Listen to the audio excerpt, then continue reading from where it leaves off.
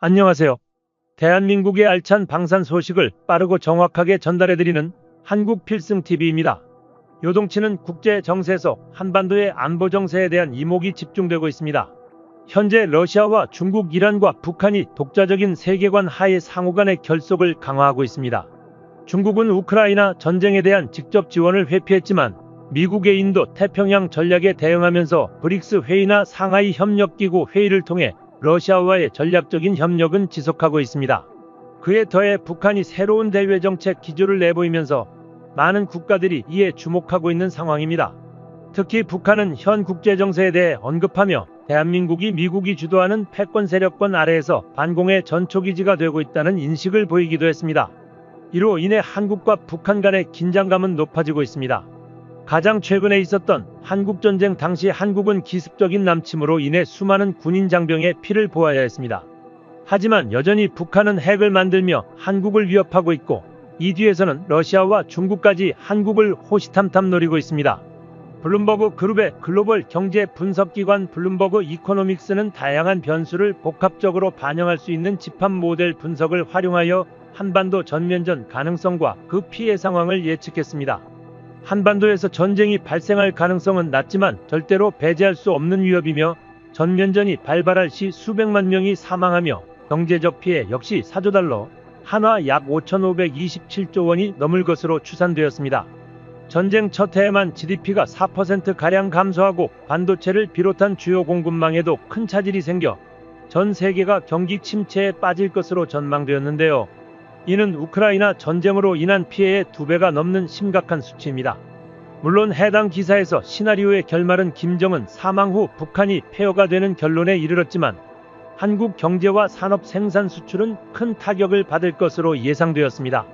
심지어 북한의 수장인 김정은은 실존적 위협을 느낄 경우 충분히 핵공격을 감행할 수 있을 것으로 보이는데요.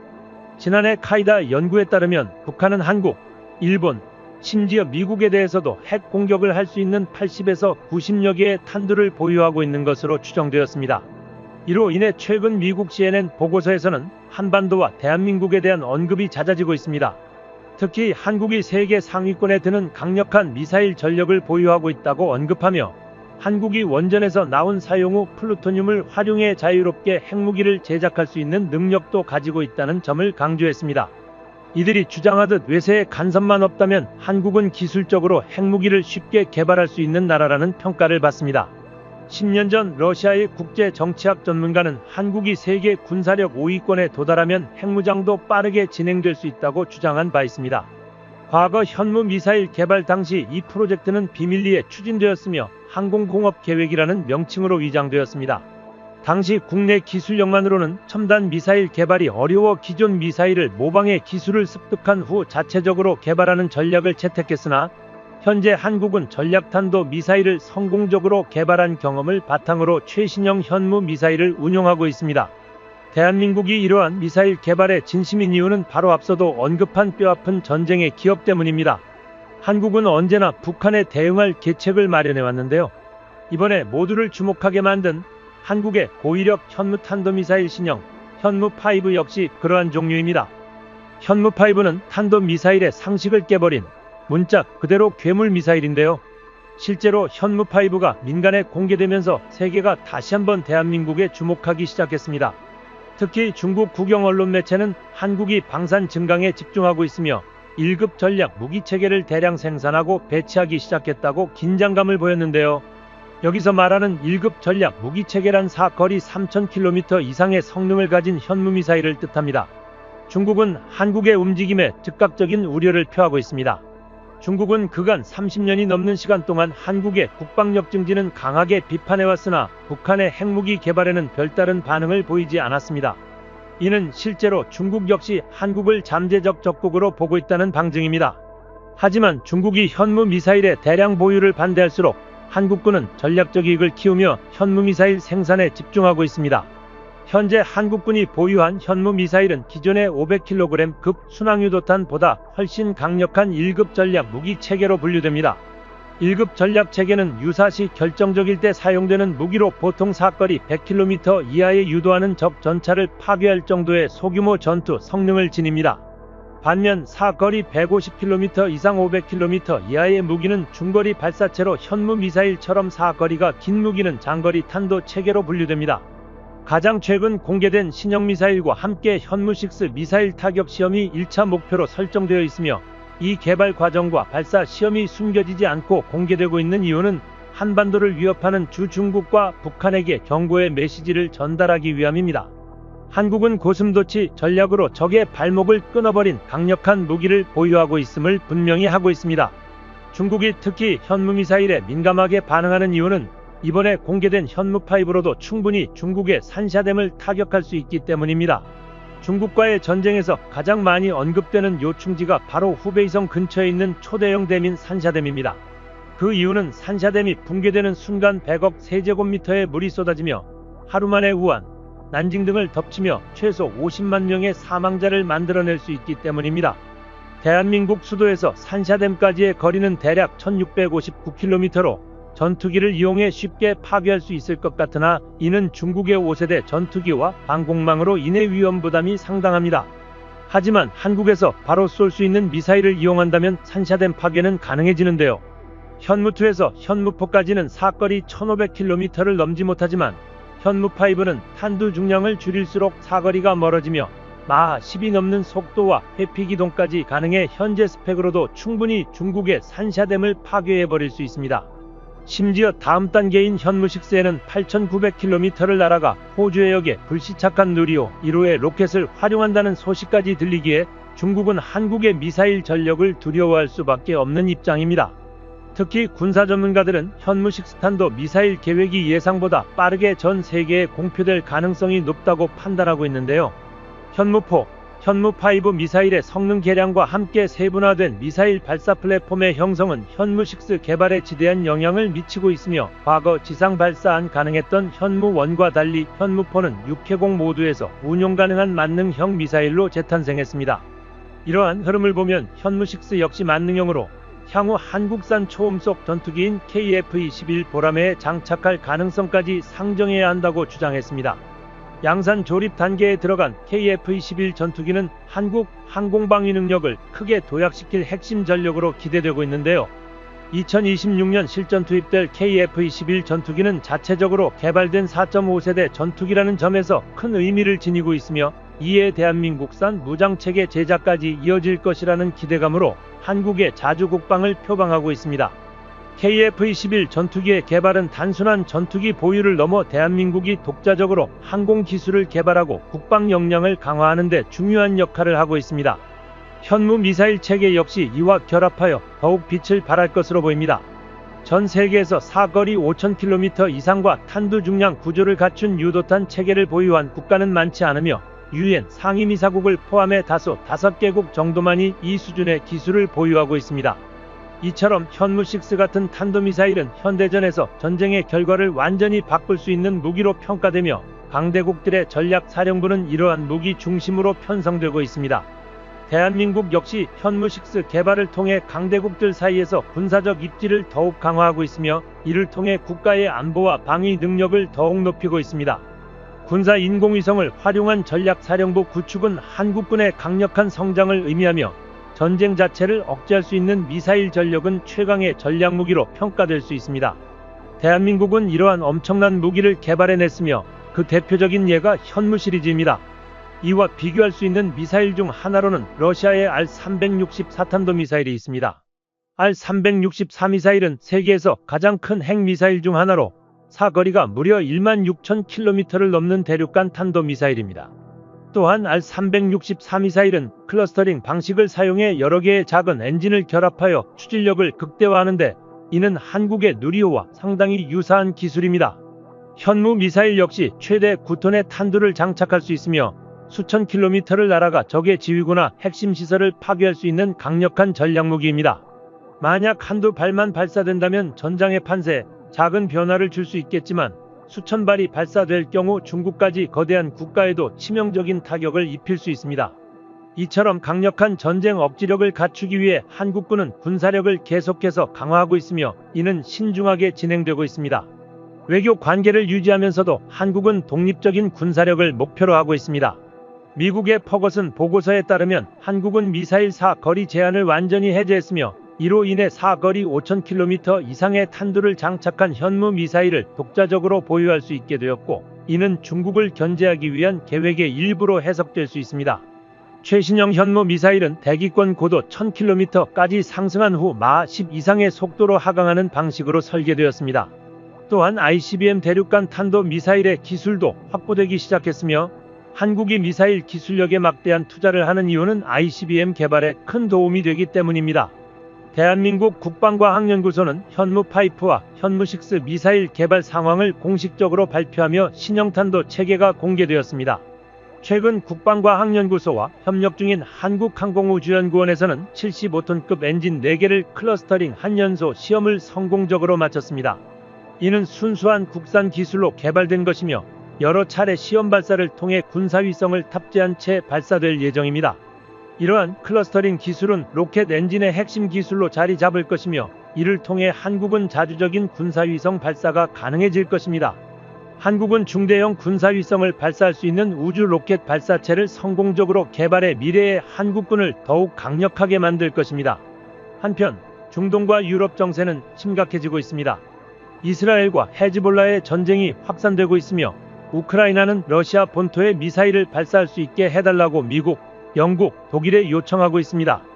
이에 동유럽과 중동 국가들은 무기 구매에 집중하기 시작했으며, 대한민국은 방위산업의 새로운 강자로 주목받고 있습니다. 특히 대한민국의 포탄 전력은 미국을 제외한 세계 1위로 미사일 국가로서의 위상을 공고히 다졌습니다. 실제로 대한민국은 미국에 이어 두 번째로 많은 집속탄을 생산 및 보유하고 있으며, 이는 광범위한 지역을 초토화할 수 있는 무기체계로 많은 국가들에게 주목받고 있습니다. 최근 중동에서 사우디가 한국 방산 분야에 손을 내민 이유는 한국산 신형 집속탄 때문입니다. 한국에서 개발 중인 이 신형 집속탄은 기존의 위력을 15배 이상 강화한 상태로 전 세계의 이목을 끌고 있습니다. 특히 사우디, 아랍에미리트, 폴란드 등 주요 국가들은 이 신형 집속탄을 가장 먼저 확보하기 위해 벌써부터 한국 국방부에 문의를 하고 있습니다. 특히 후티 반군과의 계속되는 갈등으로 인해 사우디는 한국산 무장체계에 깊은 관심을 보이고 있는데요. 후타 반군은 지속적으로 미사일 등의 무장체계를 선보이며 위협을 가하고 있습니다. 빈살만 이 집권한 사우디는 이란과의 관계를 개선하고 중동 정세를 안정화하려는 계획을 세웠지만, 이스라엘과 하마스 전쟁으로 인해 이것이 실현되기 점점 어려워지고 있는데요. 또한 후티 반군이 미국 선박까지 공격하며 사우디는 한국을 비롯한 서방 국가들의 방위산업에 더 많은 의존을 할 수밖에 없는 상황이 되었습니다. 한국은 전술지대지, 유도무기를 비롯한 첨단 무기를 통해 중동과 유럽에서 큰 주목을 받고 있습니다. 특히 대한민국산 천무는 사우디와 아랍에미리트에서 수입되어 운영 중이며, 최근 전술지대지 유도무기의 개량형 모델인 전술지대지 유도무기가 거의 완성 단계에 도달했다는 소식이 전해졌습니다. 전술지대지 유도무기는 사거리가 기존 180km에서 300km로 확장되었으며, 북한 전역을 타격할 수 있는 능력을 갖추고 있습니다. 전술지대지 유도무기 미사일의 가장 큰 장점은 높은 명중률과 가격 경쟁력에 있습니다. 전술지대지 유도무기는 차세대 GPS 유도 시스템을 탑재해 더 정밀한 유도가 가능하며, 이는 국제 군사 관계자들로부터 큰 찬사를 받았습니다. 또한 전술지대지 유도무기는 기존 천무에서 운영되었던 집속탄을 탑재하여 한 발로도 광범위한 지역을 초토화할 수 있는 능력을 갖추고 있습니다. 기존의 천무 집속탄은 650개 자탄을 탑재하여 단 한 발로도 축구장 4개 크기의 면적을 타격할 수 있었으며, 전술지대지 유도무기는 이보다 더 강력한 위력을 가질 것으로 예상됩니다. 특히 전술지대지 유도무기는 여의도 면적에 필적할 정도로 광범위한 살상 반경을 자랑할 것으로 보입니다. 이러한 전술지대지 유도무기 미사일의 성능은 세계 군사 관계자들을 놀라게 했으며, 특히 해외 평가단 앞에서의 첫 시험 사격에서 지상 고정 표적을 정확히 맞추는 명중률을 보여주며 세계적인 명성을 얻었습니다. 전술지대지 유도무기는 더욱 정교한 유도기술과 향상된 위력을 갖추고 있으며, 사우디와 아랍에미리트를 비롯한 중동 국가들이 이 미사일을 도입하려는 움직임이 활발합니다. 또한 전술지대지 유도무기는 천무 발사대에서 운용이 가능하며, 사거리와 정밀도 모두에서 기존 미사일을 능가하는 성능을 자랑합니다. 전술지대지 유도무기의 개발은 북한과 같은 적대 세력에 대한 강력한 억지력을 제공할 것이며, 이는 사우디와 같은 중동 국가들이 자국의 안보를 강화하기 위해 한국산 무기를 선택하는 중요한 이유 중 하나가 될 것입니다. 결론적으로 전술지대지 유도무기는 사거리 위력, 정밀도에서 모두 탁월한 성능을 보이며 한국 방산의 글로벌 위상을 더욱 높여줄 것입니다. 중동과 유럽에서 한국산 무기에 대한 수요가 증가하는 것은 전술지대지 유도무기 성공적인 개발과 성능 검증 덕분입니다. 한국은 방위산업에서 선두주자로 자리 잡고 있으며, 사우디를 포함한 중동 국가들은 앞으로도 한국산 무기를 적극적으로 도입할 가능성이 농후해졌습니다. 한국산 전술지대지 유도무기는 다른 국가에 비해 더욱 합리적인 가격을 지니고 있으며 충분히 우수한 성능을 뽐냅니다. 대한민국이 뛰어난 것은 지상 무기에 한정되지 않습니다. 한국 항공무기 역시 놀라운 기동성을 보이며 현재 패권을 쥐고 있는 유럽국을 위협하고 있습니다. 한국산 KF-21 전투기의 시제기 첫 비행이 2년이 조금 지난 지금 KF-21 전투기의 활약은 가히 놀라운 수준입니다. 한국뿐만 아니라 세계 각국들은 KF-21 보라매가 전투기 시장을 좌우할 수 있을 것이라는 전망을 내놓으며 한국산 초음속 전투기가 전투기 시장에 떠오르는 샛별이 되고 있다는 데 동의했습니다. KF-21 전투기가 걸어온 길을 본다면 감격스러울 수밖에 없습니다. 얼마 전 한 채널에서는 KF-21 전투기 비행을 진행했던 조종사와의 인터뷰를 진행했는데요. 특히 많은 분들이 궁금해하는 F-16 라팔 등과 같은 베스트셀러와 한국산 전투기를 비교했을 때 어떤지에 대한 인터뷰도 담겨 있었습니다. 해당 조종사는 KF-21 전투기가 세계적인 전투기와 비교해도 성능이 밀리지 않으며 향후 개발을 통해 더욱 뛰어난 성능을 자랑하게 될 것으로 기대된다고 자부심을 드러냈습니다. 현존하는 4.5세대 기종 중에서도 상위권을 달리는 F-16 라팔 전투기 등과 비교해 전혀 떨어지지 않는다는 것인데, 이는 단순히 현재의 성능만을 고려한 것이 아니라 미래 전장 환경을 염두에 두고 설계되었다는 점을 고려한 것입니다. 이에 대한 주된 이유는 지속적인 기술 발전 가능성입니다. 현재 KF-21 전투기는 4.5세대급 전투기로 분류되지만 개발이 진행될수록 더욱 높은 세대로 진화할 가능성을 가지고 있습니다. 조종사는 라팔 전투기 대비 KF-21 전투기가 우수한 증거에 대해 자신의 경험을 예시로 들었는데요. 한국과 프랑스는 과거 레드 플래그 훈련을 함께했고, 당시 라팔 전투기는 F-15 전투기에 비해 작지만 프랑스 공군의 임무를 훌륭하게 완수해냈습니다. 이를 통해 전투기를 판단할 때 단순한 크기만으로 성능의 우열을 가리기 어렵다는 것을 알았으며, 더 이상 글로벌 시장의 고객이 일반적인 환경에서 라팔 전투기를 선택할 이유가 없어졌습니다. 심지어 라팔 전투기에는 치명적인 단점이 있는데요. 바로 생산력입니다. 국제 군사뉴스 채널 디펜스 뉴스가 밝힌 바에 따르면 현재 라팔 전투기의 월간 생산 가능 수량은 겨우 한두 대 수준으로 라팔이 공급사와 다수 생산 설비에 큰 문제가 있다는 것이 드러났습니다. 라팔 생산업체인 다소는 2024년 말까지 20대의 라팔을 납품해야 하며 기존 계약 물량만 223대의 생산도 적체된 상태입니다. 다소가 기존 계약 납기를 맞추기 위해서는 한 달에 5대라는 생산 수량을 맞춰야 한다는 뜻입니다. 하지만 디펜스 뉴스는 현재 다소의 생산 라인에 드라마틱한 변화가 없으며 생산 속도와 재고 문제를 해결하지 못할 것이라고 언급했습니다. 그것보다 심각한 문제는 라팔 전투기가 2001년 실전 배치 이후 벌써 20년이 넘은 기체로 상당 수준 노후화가 진행되었다는 점입니다. 반면 한국산 KF-21 전투기는 처음부터 4.5세대로 시작하여 A사 레이더 등 첨단 기능 면에서 뛰어납니다. 라팔 전투기의 경우 초창기 버전은 A사 레이더조차 탑재하지 못했으며, 후기형 기체들의 A사 레이더를 탑재한 후 초기형 기체도 순차적으로 교체하고 있습니다. 하지만 이로 인해 전투기와 레이더 체계에 자주 오류가 일어나 안정성이 부족하다는 평가를 받고 있으며, A사 레이더로 교체하는 과정에만 10년 이상의 시간을 낭비하고 있습니다. 하지만 한국은 6세대급까지 고려하고 만든 기체로 외형부터 스텔스기에 준하는 저핏한 면적을 보이는 전략적 강점을 가지고 있습니다. 전투기의 외형 설계는 후속 개량을 진행하더라도 함부로 변경할 수 없기 때문에 적 레이더에 대한 대처 능력에서 라팔 전투기가 KF-21 전투기보다 나아질 방법은 전무한 상황입니다. 그럼에도 프랑스는 라팔 전투기가 적 레이더에 탐지될 확률을 대폭 낮추는 스텔스 성능을 확보하지 못하는 대신 강력한 공격력을 확보하고 있기 때문에 전략적 억제 능력을 얻을 수 있다고 홍보하고 있습니다. 프랑스 해군에서도 쓰이는 라팔은 공대함 능력과 500km 떨어진 지상 표적을 정밀 타격하는 스칼프 공대지 미사일과 미티어 공대공 미사일 등을 장착하고 있습니다. 하지만 이것을 장점으로 내세우기에는 대한민국의 KF-21 전투기와 성능이 비슷하거나 모자라 보이기도 하는데요.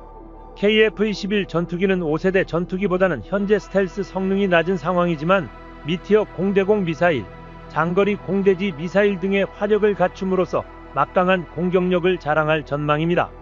프랑스 군사매체 인터내셔널 밀리터리는 밀리터리 와치 매거진의 기사를 인용하여 KF-21 전투기는 러시아 수-52-35 프랑스 라팔범 유럽의 유로파이터와 같은 경쟁자보다 훨씬 앞선 스텔스 기능을 제공할 것으로 예측하고 있습니다.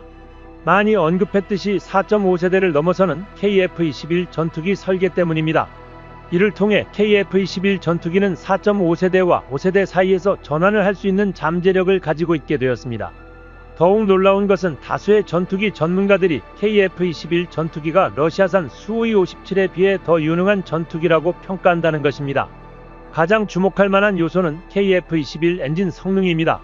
현재 KF-21 전투기가 탑재한 엔진은 국산화된 엔진은 아니지만 미국의 F414 엔진을 사용하고 있습니다. 이는 수-57에 사용하는 러시아산 엔진보다 뛰어납니다.